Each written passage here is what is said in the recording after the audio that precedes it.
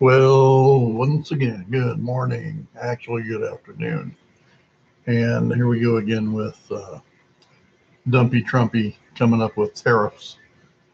I don't think tariffs have ever really worked. And basically, all it does is piss people off, makes us lose some things, make them lose some things, raises some prices here. And that doesn't do anybody any good. Pissing other nuclear countries off is not a smart thing to do. But of course, we know that Trump doesn't do very many smart things, right?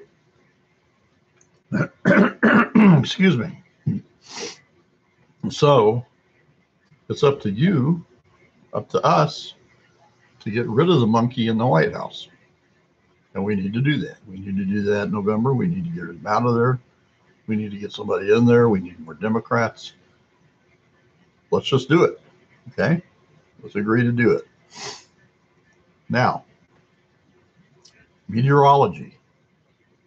One of my favorite pet peeves. You know, they said it was going to snow. It's snowing. I'm pretty sure that's snow. It's not sticking on anything, but it's snow.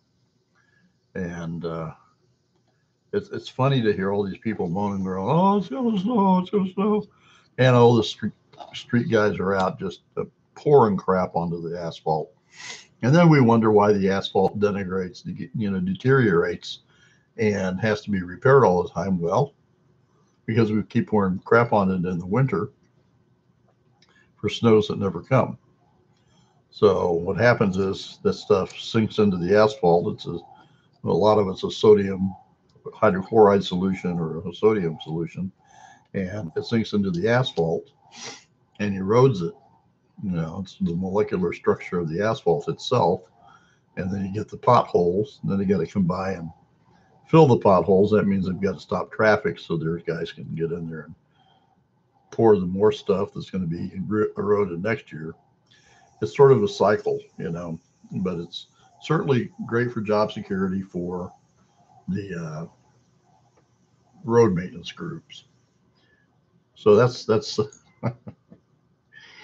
it's amazing, I think, to me sometimes when I see how these things work, and it's taken me a long time. I think a lot of young people um, go about blindly in the world. Not all, but a lot of them, and just accept things for the way they are. But as we age, as we get older, we start to see things that hit us a little bit off, hit us a little bit to the point where we're going, I don't think that's right. I don't think that they ought to be not be doing that, and they add up as you get older. You realize more and more that there's a lot of wrong things going on out there than there are right things going on out there. I don't know. What's the fix? Tell me. What is the fix? Whatever it is, we need to do it. We need to do it pretty soon. And I bet somebody said this 200 years ago and 300 years ago, 400 and 1,000 years ago. I bet people have been trying to fix society, their own cities, their own countries, thousands of years. And we still haven't quite done that. Why haven't we done that? Because it's sort of like yin and yang, for every action, there's an equal and opposite reaction, which of course is, relativity. What are we going to do? So you fix it, it happens again. You fix it, it happens again. There's an eternity of things going wrong that we don't know how to fix so it doesn't happen again. Tariffs is one of those things. I mean, we've been doing tariffs for years and years and years and years. And the only one thing that I thought was really a good idea was to get our troops out of the Middle East. These people have been at war probably before Christ was crucified. And it's over simple, stupid things like area. And, understanding, well, this is mine, this part's mine. And This part's yours, so I want this part of your part, or this part's mine, and this part's yours, but it's really mine too. Leave them, let them fight. They've been fighting forever, you know. And we certainly haven't gone over and done great things. We've lost people over there. We've killed people over there. People are trying to get the hell away from there.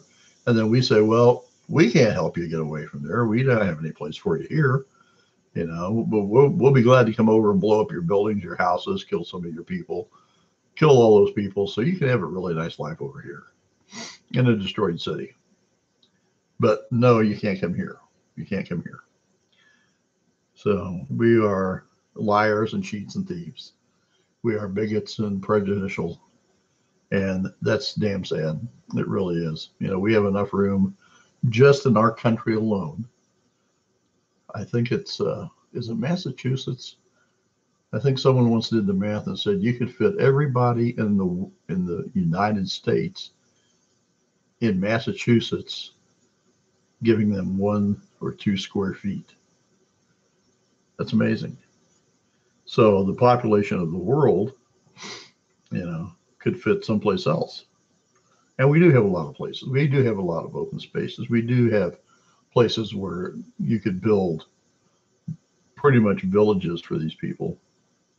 And the people that are coming or that want to come are desperate. They're hardworking. They'd probably help build their own city. And I doubt if they're going to blow us all up.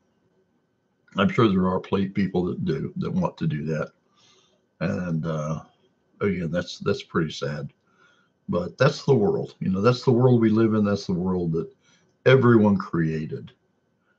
And if we change ourselves and our way of looking at things, hopefully by generalized standards, they'll change and have a different way of looking at us and looking at things. You can't always assume that everything's going to be bad in one spot and good in one spot. Everything is exactly what it is. And dealing with it, however, is a difficult thing. I talked about patience the other day, and that's an important thing in this world. We have to have patience. We have to have patience at home. We have to have patience at our jobs. We have to have patience on the road. Just because the guy before you is driving a little slow, why are you going to go crazy? You're going to get to where you're going. And even if you're running late, whose fault is that? Yours. It's not his fault. It's yours because you left late, or you went back for something. So, but you're not willing to accept that. So you're putting it on the guy in front of you who's going 5 miles under the speed limit. Maybe they're old. Maybe they shouldn't be driving anyway, but getting upset about it and screaming and yelling, and cursing, it's not going to do anything except upset you and raise your blood pressure, raise your heart rate, make you die sooner. So why bother? Just take it easy. It is what it is. You can't change what it is. It is what it is. It est quod id est. It's Latin, meaning the same thing. It is what it is. So try to exercise patience. Work on that. Seriously. Everybody should work on patience. When you want to scream and yell, walk away. Walk away. Don't let somebody else control your emotions, because the minute you lose your cool, you've given that power to somebody else. You've given all your power to someone else, even if it can be an inanimate object, because you're getting mad because your car won't start. Your car doesn't know anything about that. It's not even alive, and you're yelling at your car. How inane, how stupid. Come on, get it together. Grow up, folks. You don't need to yell at anything and anybody. And I mean it. See, how terrible is that with this loud sound and buggy eyes? Don't do that.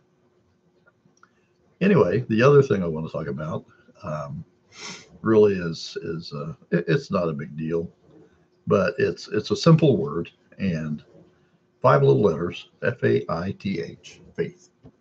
And I'm not speaking religiously. I'm speaking personally.